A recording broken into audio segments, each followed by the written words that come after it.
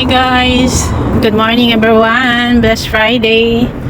Ay naku, andito ako sa Mia guys, pero alam nyo, aray, ang tawag doon? Nawawala talaga ako sa isip ko.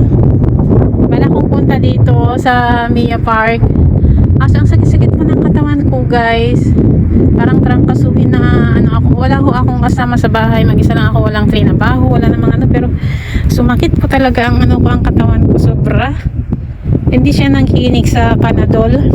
Every 4 hours na yung ginagawa ko instead na every 5 or 6 hours. Ang sakit. Sumabay pa sa period. Ay nako.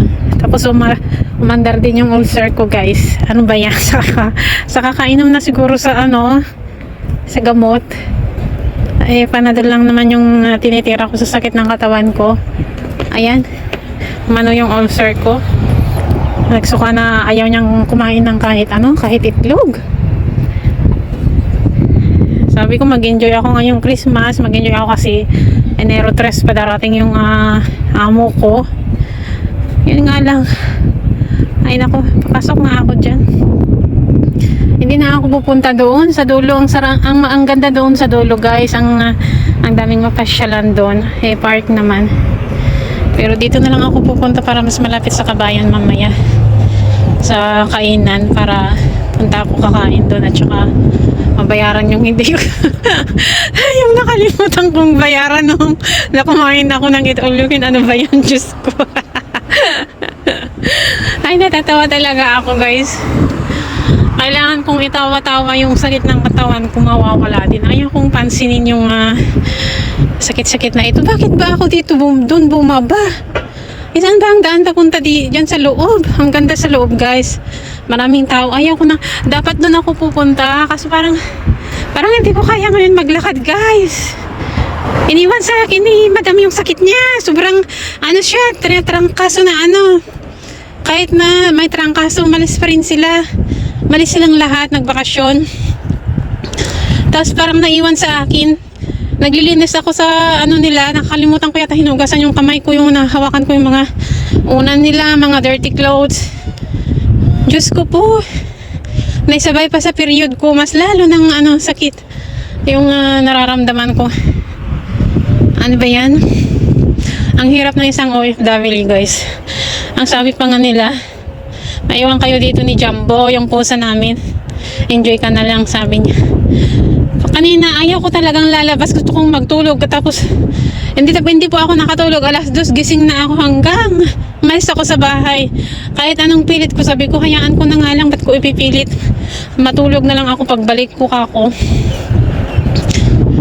Ganyan siguro pag guys, wala kang maraming trabaho.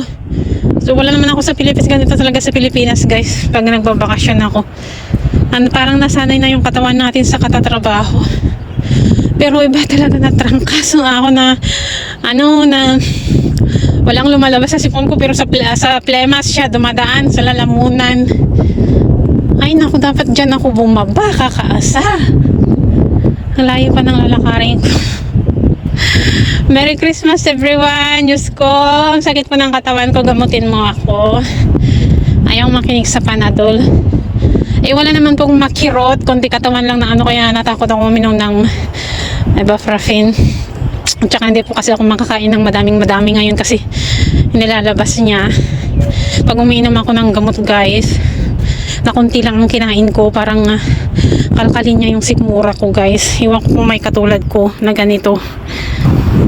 Kailangan talaga pag hello sir. Fine. Nothing. I'm just walking. No, thank you. No, thank you. No, I don't need. No, I don't need. Go. Huh? No, sir. No, I just walk there. I want to walk. No, I don't need. No, I don't need.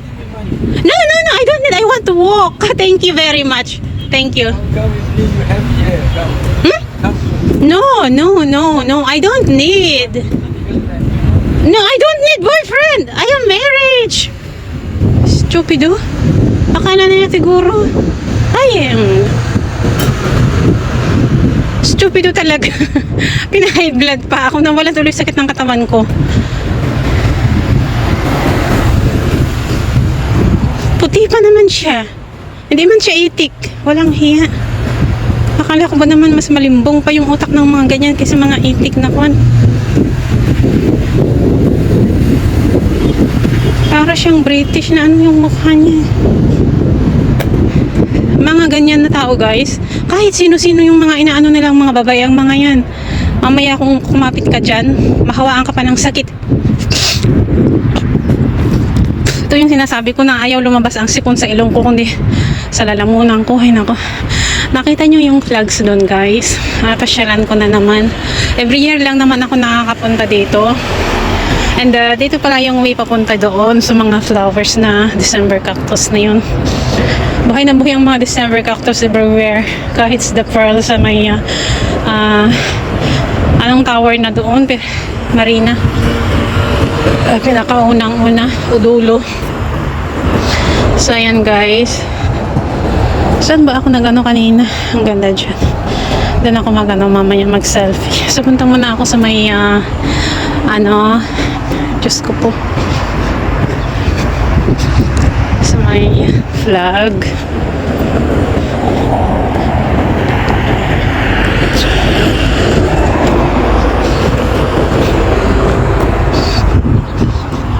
Ayan guys. Doon ang Mia Park. Park din ito guys. Hindi ko alam anong pangalan ito. Tatawid ka lang from Mia Park. So ayan, park yan. Ayan yung mga ano natin. Mula nung FIFA, hindi na nila tinanggal yan. Pero nung, hindi ko nga alam, basta nag-start yun nung FIFA, hindi na nila tinatanggal. Pero mula nung nandito ako, uuwi ako, nagpupunta ng park, hindi ko naman nakikita kasi dito mo rin po yung daan ng papuntang airport guys. So ayan. Baka mamaya bumaba yun sa kutsi niya at ay matadyakan ko pa i-video ko. Video ko mamaya kung ayan guys. Ang daming Myrna bird dito kagaya sa Katara Park. Pero sa Katara Park sa may hindi sa may ilog. Ayan guys.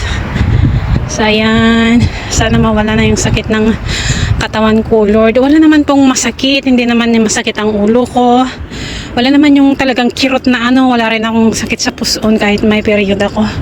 Ay, yung katawan ko lang talaga guys. Parang nabugbog na kwan. So, ayan. Thank you, Lord. I'm alive.